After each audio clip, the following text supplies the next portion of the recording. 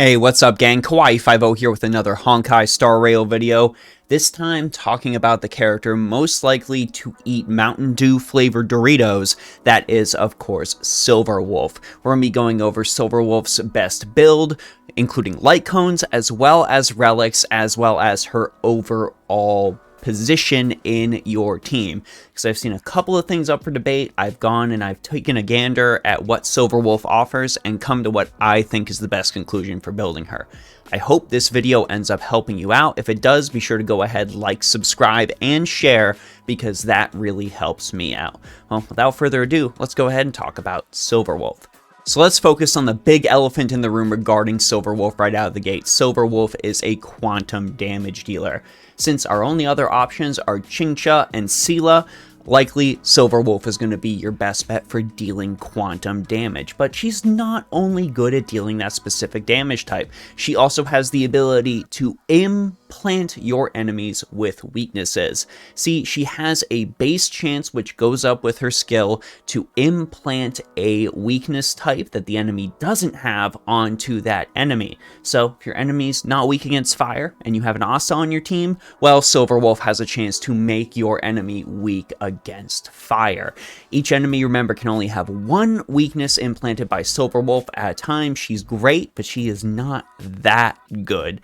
And there is also a awesome base chance to reduce the damage resistance of that enemy. So Silverwolf can not only inflict enemies with the weaknesses that your other allies are able to offer, but if they're not weak against quantum damage, well, you still have a chance to implant them with a weakness to quantum damage, which is overall going to help Silverwolf immensely.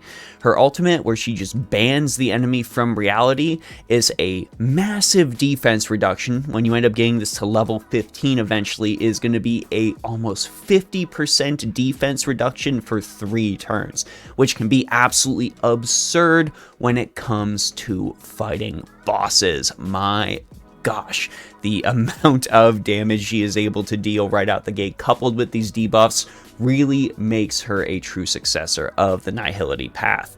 Her talents are also pretty impressive as well. She has the ability to create attack, defense, and speed reducing bugs and implant them into your enemies to reduce their stats on top of everything else. So Silverwolf in general, really powerful debuff potential on this character.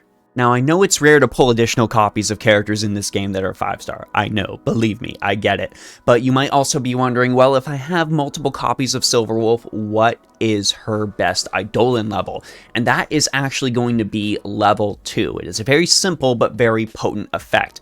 When an enemy enters battle, their effect resistance is automatically reduced by 20% whenever Silverwolf is on the field. And that is incredibly important. We want to make sure we're able to hit the enemy with those bugs, with those defense reductions, effect hit rate boosts for your Nihility characters, as well as lowering the enemy's effect resistance. Very important for any and all Nihility characters. Silverwolf is no exception. And then it definitely comes to reason that her best light cone is going to be her featured light cone that you can summon for. Much like Jing Yuan's was the one featuring him, the same applies to Silverwolf. Silverwolf's light cone is able to increase the wearer's effect hit rate by up to 40% when max superimposed. It also deals additional damage to enemies. Well, I take that back. It doesn't necessarily deal additional damage. It has the ability to imprint enemies with a debuff that can make them take increased damage. Also, if an enemy is 3 or more debuffs, well, Silverwolf is going to get an even higher crit rate on top of that.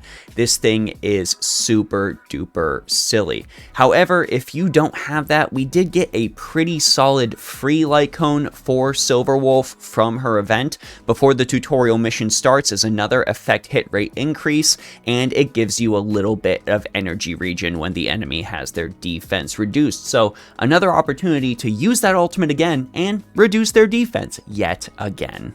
And now we get into what I've seen is the most hotly debated part of Silverwolf's kit, which is her gear. I've seen so many different gear recommendations, it is absolutely absurd. The only thing I've really seen people able to agree on is the fact that effect hit rate is going to be her absolute best stat, which that I can honestly agree with as well. So what relics might you want to throw on your Silverwolf? Well, from her event, you ended up getting a full copy of Genius of Brilliant Stars, which is a quantum damage boost and allows Silverwolf to ignore some defense. This is honestly pretty dang good and can be actually a great set on her in general if you end up getting some legendary copies of this. Extra damage is nothing to sneeze at, and being able to just ignore defense is a very powerful ploy. I can also actually recommend the Thief set. Break effects are pretty dang powerful, and when it comes to quantum and imaginary characters, well, when you end up breaking your enemy, you have the ability to delay them, if just a little bit. Silverwolf, of course, can do this as well, so any sort of increased break effect bonus is going to be super duper helpful. Also, whenever Silverwolf inflicts weakness break with a full set of Thief, well, she's going to regenerate some energy on top of that.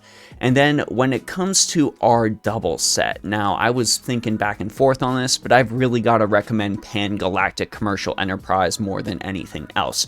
We've already established when it comes to Silverwolf's gear that effect hit rate is her most important stat. So being able to increase that even further with a set bonus while bumping up her attack on top of that, that is just going to be phenomenal when it comes to inflicting those bugs, that defense reduction, absolutely anything you can on your enemies. And finally, we get to Silverwolf teams, and I was actually personally hoping to pull Silverwolf on my summons video. You can, of course, check that out, so I could slot her in on my Jing Yuan team. This is a team of Jing Yuan, Ting Yun, and Bailu for the healer. Silverwolf was going to be on that team to inflict all of my enemies with that lightning weakness if they didn't have it, and be able to just provide some solid defense reduction so Jing Yuan can continue to delete all of the enemies in front of him. It's pretty dang impressive.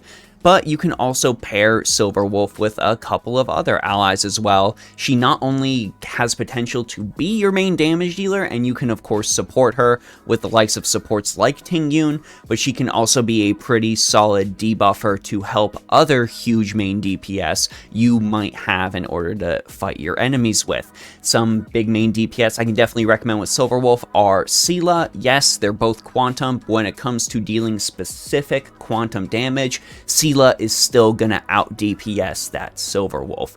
You can also pair her with the likes of Welt for some imaginary damage. Considering he's the only guy that does imaginary damage, this is actually a pretty solid pair up you can do, even though they both have the potential to inflict things like debuffs, like ensnares with the right light cones, things like that. They can be a powerful force to be reckoned with together.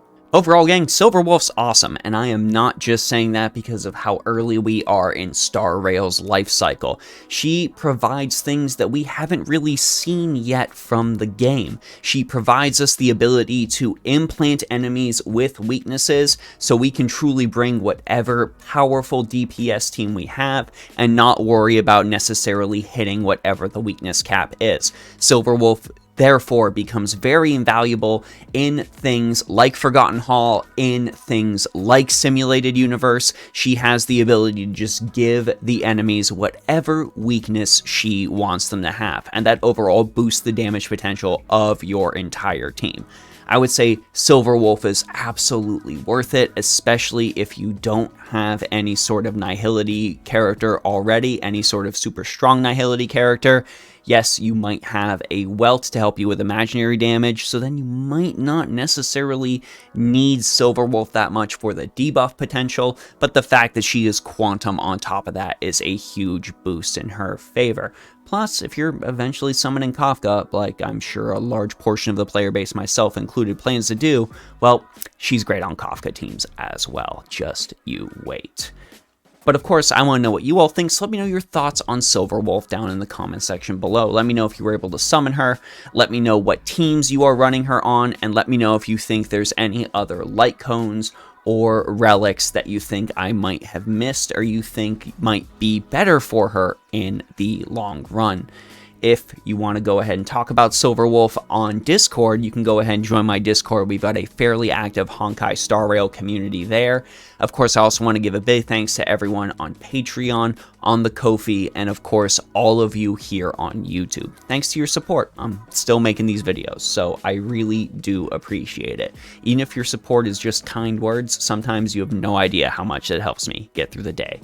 Anyways, gang, that's it for me, Kawaii50. I hope you all have a phenomenal day. I'll see y'all in the next one.